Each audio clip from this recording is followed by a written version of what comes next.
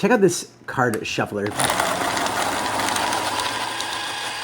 If you're someone that likes to play cards a lot and shuffling is kind of the thing that you like least, this is great. First off, you'll notice it's very small and compact, and it charges with USB-C. It does come with the cable, and that way you don't have to keep changing out batteries. You just recharge it, which is great. So you put your cards on both sides, and then they have a manual button and an auto button. So there's actually sensors, and it will know when there's no more cards, it'll stop.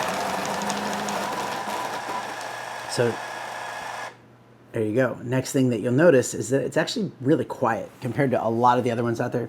That is very quiet. So there's a little bar here that will kind of hold the cards and not let them fall out. And all you do is just pick it up and your cards are there and shuffled. There's also an expanding part right here. So if you have bigger cards, like maybe you're playing with bigger cards, you can fit those in there, which is awesome. But all in all, a great product. I highly recommend it, and thanks for watching.